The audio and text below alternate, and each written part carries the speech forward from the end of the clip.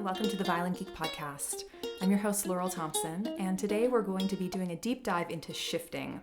And this is a special video version of the podcast. So if you are just listening to an audio version and you want to check out the video version, you can head to the show notes on Apple or Spotify or wherever you're listening and hopefully get that link. And if you can't find it there, then you can head to my website, laurelthomsen.com, or my YouTube channel and search for it over there. But I thought that having a video version for shifting would be helpful, although I will try and describe everything that I'm doing as best as I can. But let's just quickly get a definition for shifting, since some of us may be beginners and we may have never heard of shifting before.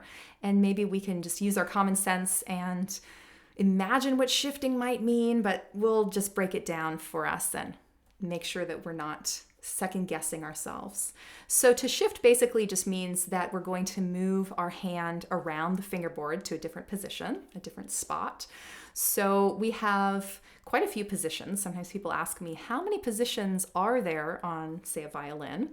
And in our Schraujek etudes and exercises, there is a little bit towards the end where they go all the way up to 12th position, which is pretty much at the tippy top of the E string on the violin. So I would say up to about 12 is possible. I would say maybe up to seventh or eighth positions is more normal. And I would say between first and fifth positions is kind of more average. And we're thinking about the repertoire and what we're able to play if we know certain positions. And certainly you can get away with a lot of music just in first position. We're talking all the fiddle repertoire. We're talking Suzuki books 1 through basically 4, even into 5. There's not too much shifting going on. But then once we learn third position, then we start opening up a whole range of new repertoire.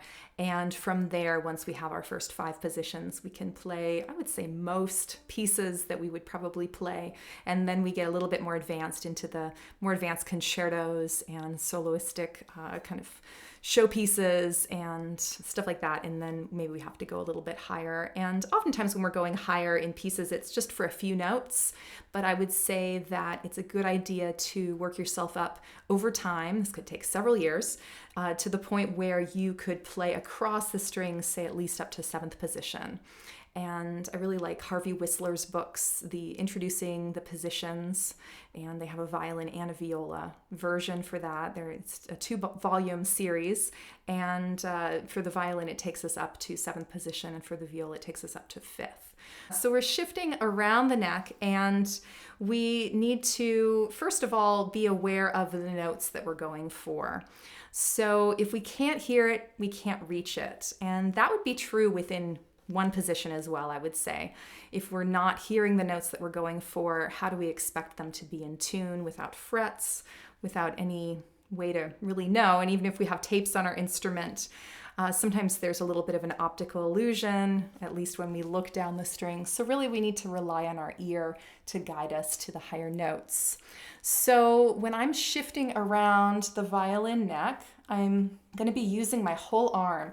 And so even if you're a beginner and you haven't really even gotten any songs under your belt yet, you could actually start learning how to shift simply by polishing on the strings. And if you are more advanced, this would be a great warm-up to just make sure that there's no restriction in our movement. So I'm on the A string and I'm just letting my finger rest lightly on the top of the string. I'm not even pushing down to the fingerboard, but I'm just gliding up and down with my second finger right now. And I'm noticing how I have to swing my elbow towards my solar plexus as I come higher up the string, and how that elbow swings down towards the left and hangs under the violin as I go back down towards first position. And I might do that on all the different fingers, isolating just slightly different angles and different strings. Certainly if I'm going up higher on the G string, there's some great Sol G, without even getting too very difficult. We're thinking of our Symphony Espagnole, we're thinking of the Zardas, Air on the G string by Bach, if we actually play that on the G string, which many of us do not. But oftentimes we can find, even we have a little bit of restriction in the shoulder. the back of the left shoulder, and it might be something that we need to work on, even away from the violin, doing some simple stretches. I like this one where we just swing the elbow in front of us, and then we use our right hand. So my elbow is kind of, again, in front of my solar plexus, and I'm going to support it with my right hand and just let my forearm and my palms facing up, let it just sort of flop out over to the left, and can feel a little bit of just that stretch kind of in the back of the shoulder and coming into the armpit area. So that one's nice. And thankfully, I'm quite flexible, so I don't feel too much there, but it's always good to keep the stretches active. So if you are feeling a lot of stretching there, just go to your limit where it just feels like a nice stretch, and then maybe, like you see, I'm rotating my forearm or maybe circling around. So I'm basically helping my elbow circle in a little clockwise circle. I'm gonna go the opposite way as well. I'm just using my right hand to help support that. Just keeping the stretch a little active there. Coming back to the violin, after we've done some polishing, then we're ready to consider, well, what is the note that I'm going for? We need to be able to hear it. So let's say I'm just shifting from first to third position. And so I might play it in first position first. So I'm going to play, in this case, maybe I'm just going to play a B to a D. And so on the A string, I'm going to play the B, first finger. And then I'm just going to play that third finger, but as a D, just in first position to start. That interval of a minor third. And this could be, if we're maybe familiar with the melody of Greensleeves, alas, my love. It's that first interval between those two notes. And then I see a lot of students when they first start shifting, it's very nerve-wracking. So they might do that, and then they're gonna kind of eyeball the third finger, and then maybe like try and glide their finger up there, and we see the thumbs being left behind and everything's looking really crunched. So let's actually not do that. Let's simply glide up. And what's nice for third position, and all the positions have some degree of this, but we have some little reference points. So for third position, the base of my palm is getting pretty close to the violin body. Viola, it's going to be slightly further away, but I might even just tap in and then know, oh, there I am. So we have to recognize that we're doing this by feel. And as I shift up, I want to just first think about like the macro movement. So boom, now I'm roughly in third position, and then my ear is going to guide me the rest of the way to that D note. I shift up, boom, and there's my D. Of course, I've done this a few times by now. It might be nice to go back and forth just in first position, playing B and D, and then going first to third position, B and D. And make sure the interval sounds the same. So what am I doing? I am pushing the string down on the B. When I shift, I'm actually completely releasing that pressure. Not so much that my finger goes off the string, but it's just getting to like a harmonic level of pressure. So that would sound like the difference between a B and a kind of a squeak. Almost. It's almost a harmonic in there. A little bit.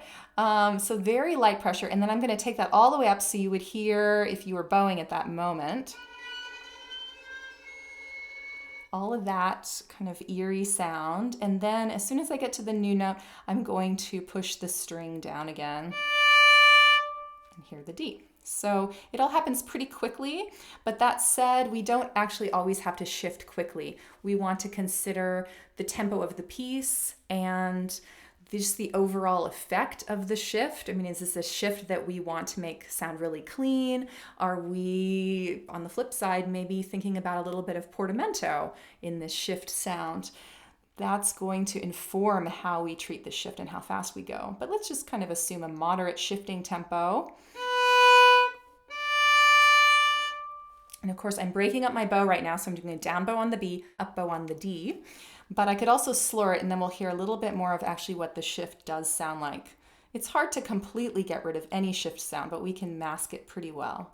So B and D, first to third position. Just hear a little bit of something. And if we can make it similar to how a voice would make that jump in pitch, la, la, like there's a slight rise maybe. It's not like I'm an opera singer or anything like that, but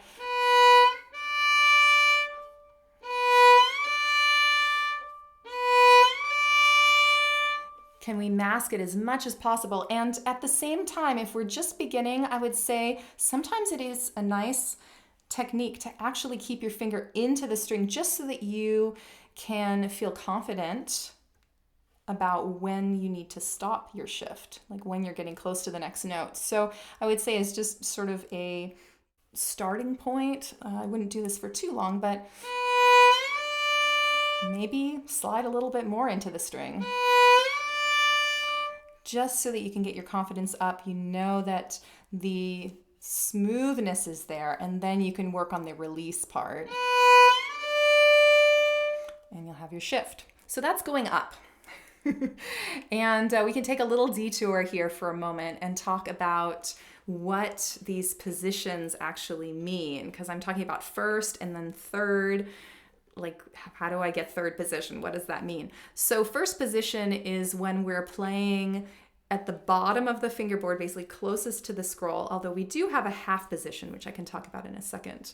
But first position is like if I'm on the A string and I'm going to walk up one new pitch. So I go from A to B and put my first finger there. That's first position. So if first position is when that first finger on the A string in this example anyway, is on a B or a B flat, would also work. Then second position would be chunking that first finger up to a C or a C sharp. And we see in the video that my whole hand is moving up with me. So my thumb, the base of my index finger, the contour of the finger remains the same. I'm in rest position here, but we still get the idea. And then third position would be taking that first finger and moving it up to either a D or a D sharp. And I suppose at this point, even though it's a bit confusing, we should talk about enharmonic notes, which are notes that have the same sound, the same pitch on a piano keyboard anyway. We would just plunk with the same key, but they have different names. So if we're in the key of, let's say, A, we might have some C sharps, and putting our first finger there would mean that we're playing in second position. But then if we were in a key with a lot of flats, like D flat or something, then we would have a D flat. And putting our first finger there would actually mean that we're playing in third position. It would just be kind of a low feeling third position. A lot of times people say, oh, well, it's when you put your first finger where your third finger would normally go. Yes, that's true. But we only have 4 fingers. So we could get up to fourth position, which is where I would put my first finger on the A string where an E note would be, or an E flat. But then we're kind of out of luck after that. So yes, fifth position would be the Fs, and sixth position would be the Gs, and seventh position would be the A's, and so on. So half position, going back to that for a second, would be when you put your second finger where your first finger would normally go, like on a B note here on the A string. And so it might be a situation where I have either a lot of sharps or a lot of flats, and I need to play both what would be considered like a low one and a regular one. And the first time that comes up in the Suzuki series is Minuet in G by Beethoven at the end of Book 2. That song has a little moment where you scoot back and play in half position for a moment because you have an A sharp, but then also a B, and you're going back and forth. So half position, and then first through 12th position, basically. That's basically how that's all laid out. And there are plenty of times when you're kind of crawling around between positions, particularly in the higher positions. You might not actually be moving your thumb, and you might be able to get to a few positions at once. But I would say certainly up to about 7th position, you do want to have actual positions kind of carved out, except for situations where you just might be reaching up or reaching back for a single note. But back to these shifts. So when we shift up, our thumb is moving with us. And so if we see this from the other angle here, we see that with my B, my thumb is basically across from my first finger, maybe slightly back from it. And then as I shift up, my thumb travels right along with the rest of my arm. And so everything's just moving in together. And I'm really, again, focusing on that macro movement first of the elbow angle closing and feeling that little reference point of the base of the palm touching the rib of the violin. I'm also noticing, maybe in a subtle way, the neck is getting just slightly wider. As I go up, the actual fingerboard is getting slightly wider, so that helps me know that I'm getting close to my third position spot. And then when we come back, we typically want to actually lead with the thumb a little bit, so that can be a little bit more tricky. So I'll show you that. So when we're coming back, so we notice how my thumb kind of did almost like this little twist, and I'll describe it for those of us listening without the video. So I start with my D, and I'm still going to lighten up the pressure. That's kind of my step 2, lighten up the pressure on my first finger. But then I'm going to turn my thumbnail so that it points away from me, and almost like an anchor, like I'm coming into port on my ship, and I put down the anchor to make sure that the boat is going to stay put in the new position. I'm going to actually send that thumb, that anchor, down a little bit ahead of me. So it's just going to kind of lead me down, lead the rest of my arm down. So I almost feel like the rest of my arm is being dragged slightly by that thumb. And the reason why I turn the thumb to the side so that the nail is pointing away from me towards the scroll is because I feel like if I just keep kind of a flat thumb pad going all the way down, it tends to be a little jerky, and there's more of a chance of getting kind of grippy with the base of the index finger and the thumb. So that's just my little technique that seems to help. So coming down and going up.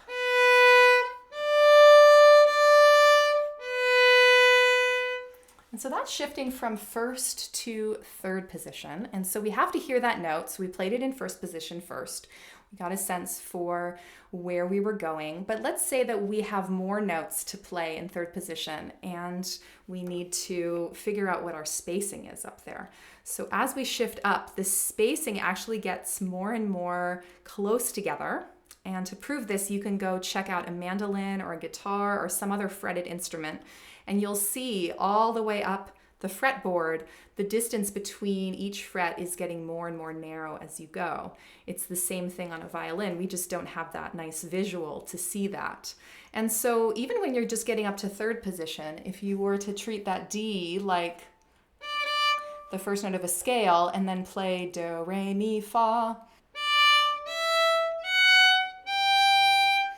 we see especially how much I have to just squish the 3 and 4 together. And we even see maybe the other fingers are a little bit closer. I'll demonstrate that in first position too, just for a contrast here. We see especially the difference between the first and second finger in first position, a little bit wider, and then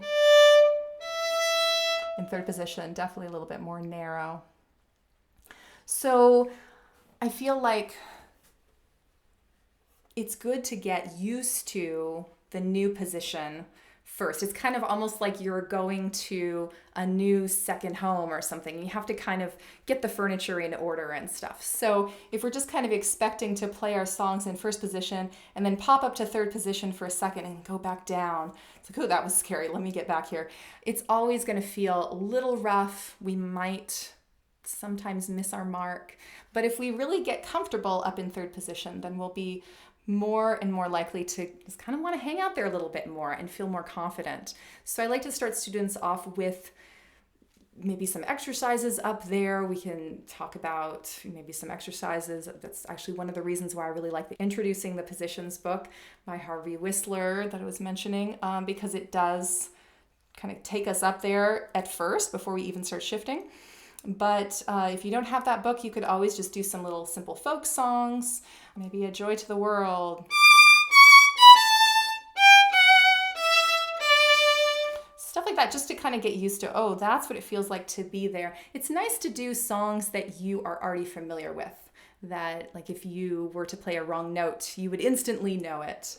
And as much as the Harvey Whistler material and other shifting books are great, I do often like to just take students and have them just play some simple melodies that they know well. And then we build that confidence. And then we are getting more familiar with those reference points. And so then when we do start shifting, again, it's like, oh, yeah, this is my second home. I feel pretty good up here. And then let's also talk about what would happen if we were to shift from one finger to a new finger, because so far I've just been shifting from first to first. So if I were to shift from, let's say, first to second, what's going to happen is I'm going to have to think about my transport finger. Most of the time, the transport finger is the finger that we're coming from. So we've been hanging out on a B, and I'm going to shift up basically to that D again on the first finger, but then I'm going to play an E instead at the very last moment. And that's my transport. So I'm going to go up the string on 1, and then finally play 2. We do have a shifting style that we could use the second as a transport for. And so what I've been talking about so far is the classical shift, and we could do a romantic shift, and that would be playing the B and then shifting up on the 2 and then finally playing the actual E note. And so that one tends to sound a little bit more like it has a little bit more of a glissando kind of sound. And so, yeah, it maybe sounds a little bit romantic. But if we're looking for really clean playing and we don't want to have all these shifting sounds scattered through our pieces, then we probably don't want to do that all the time. But it's good to practice both ways. And again, I would say that the classical shift is probably something that you're going to be doing 95% of the time and really saving the romantic shift for those special moments where you really want to hear that shift sound. So as far as going up and down, it's the same idea with the thumb. So my thumb goes with me, B travels up basically to D, and then the thumb's with me, and then I play my E note with my second finger, and then going down, I play my E note, and then my thumb is going to travel first. And coming down, of course, that transport finger doing the classical shift is that 2, and so then the 1 takes over as soon as I've reached my new position. Why is this important? Well, if we just were to leap, then we lose quite a bit of our reference. So we have the reference at the base of the palm, in this case for third position. We have the slight widening of the neck. But if I'm just kind of leaping, I've lost kind of my connection. So really we want to glide and we want to stay in contact. Not to say that there aren't some situations where we might just need to kind of launch up to a note. Like if we've been playing an open string, maybe, and then we're playing some other note. This is a high E. So if there's no fingers on, then maybe I don't really have a transport and I just use all my other reference points to help me find that note. In this case, I'm up in fourth position, so I'm even more kind of pancaked out with my hand against the rib of the violin. And that was the best way I could find that E there.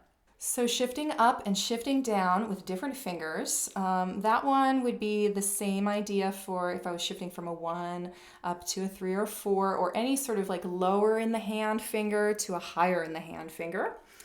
But let's do a shift where I needed to shift from kind of a higher finger, higher in the hand finger, let's say a 3, up to a 2. So I'm going to do a D to an E. And why would we ever do this? We might think, like you could just play 3 and 4 in first position or 1 and 2 in third position and play these notes. Well, we would assume that there would be other notes that we'd be playing before and after that would make this make sense. But let's just take it in isolation. So I'm gonna transport up on my 3, transport up, get my reference point so I know that I'm close to 3rd position. And that means my palm is close to the rib. I feel that neck widening. And then at the very last moment, that 2 is gonna plop. So I have a 3, shifting it up to a 2.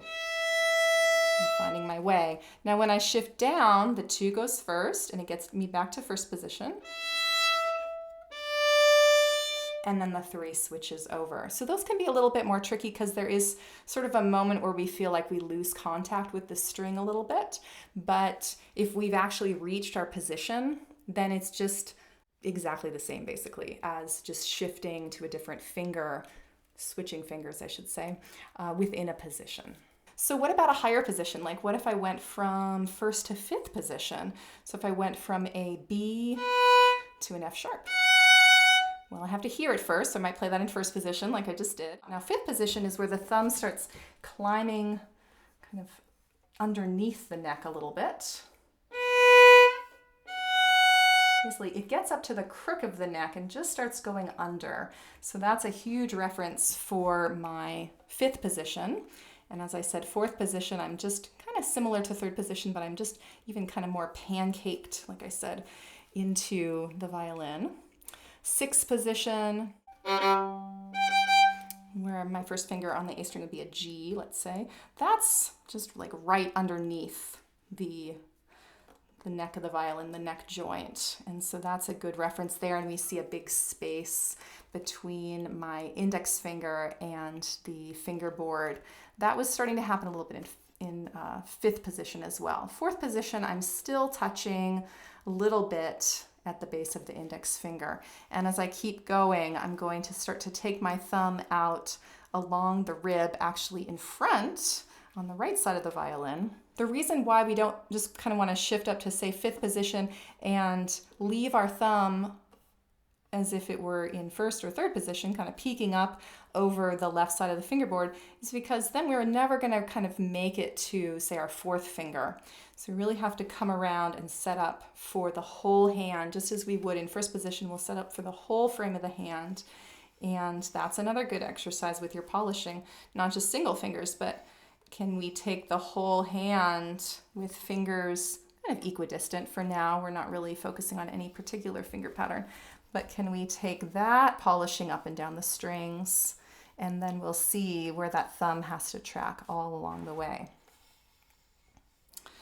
So let's get a little bit deeper into exactly how to be in tune, other than hearing the notes. When we're shifting, we have to recognize that we have different contours of fingers that we're also working with.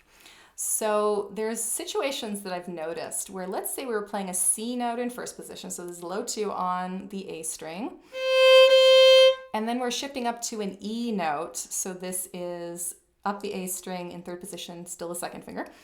And when I reach that E note,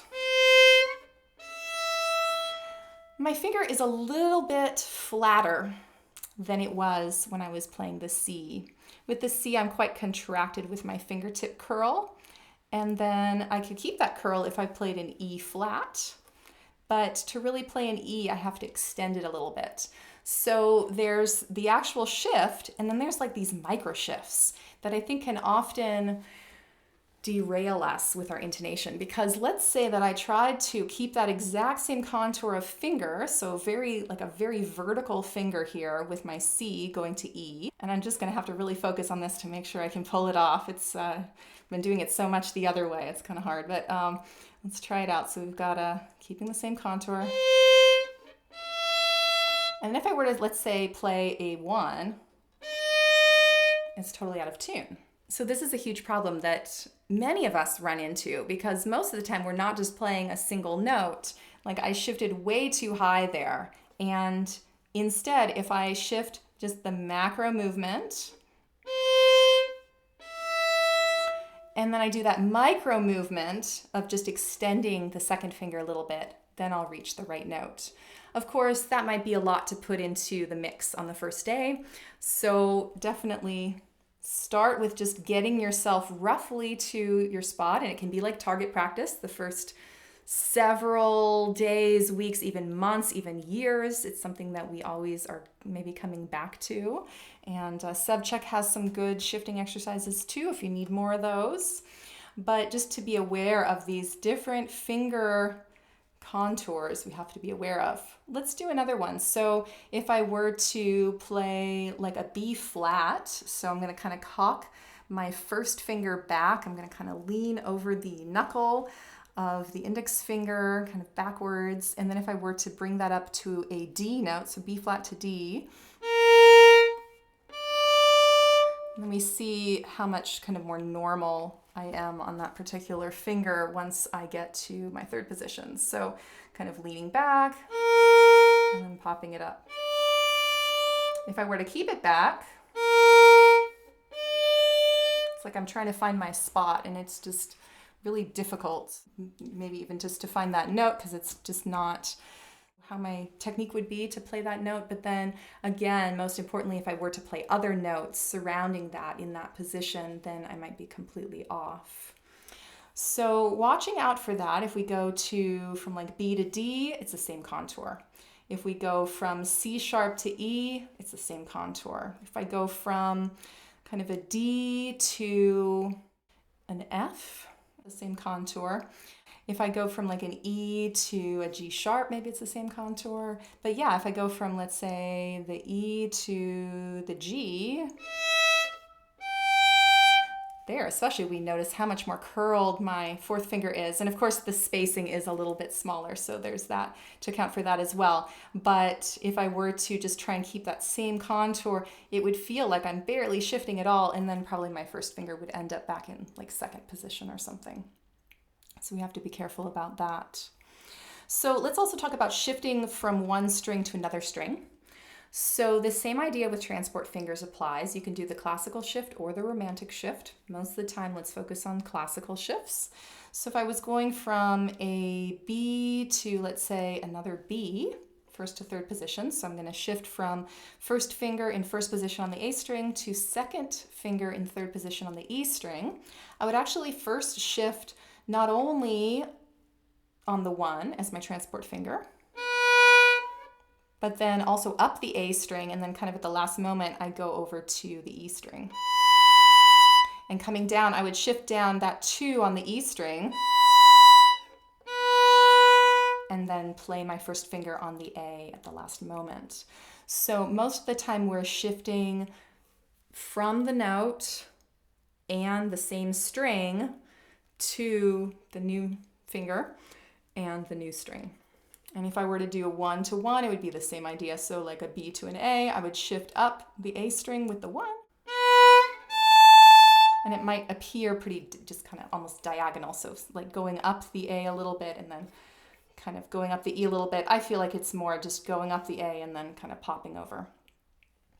And then coming down, it's the same idea. And crossing more than one string, it's the same idea. So if I was going from like a B down to an E, first finger in first position on the D string, I would go this B, second finger in third position, down the E string, and then I'd pop across. And if I was shifting back up, I would go up the D string and pop across. So those are kind of the basics of shifting. So we need to know where we're going as far as maybe getting a little new home base, settled with some little simple tunes or exercises in the new position. We need to hear the note that we're going for. We need to be aware of our pressure and our release of the pressure as we shift. And we need to be aware of our transport finger and sort of both the macro movements of the arm and any reference points with the palm or the thumb, but then also those kind of micro shifts within the hands themselves, the contours of the fingers. Are we more contracted or are we flatter with our fingertips? And then beyond that, we of course have to be aware of the key and our finger patterns as we shift around. So like, for instance, if we're in the key of C, we're going to have on the A string a low second finger pattern. But then we shift up to third position, we're going to have 2 and 3 are close, so kind of like a low 3 feeling. And then if we keep shifting from there, we're going to kind of be going through different patterns as we go along. Let's just quickly talk about what to do when we're just shifting to the next position over, because a lot of times we're tempted to say, if we're only shifting up to second position, we're going from like a B to a C, to leave our thumb behind. So we could go. The problem with that is, of course, kind of what we were talking about with not shifting with the right contour of fingertips.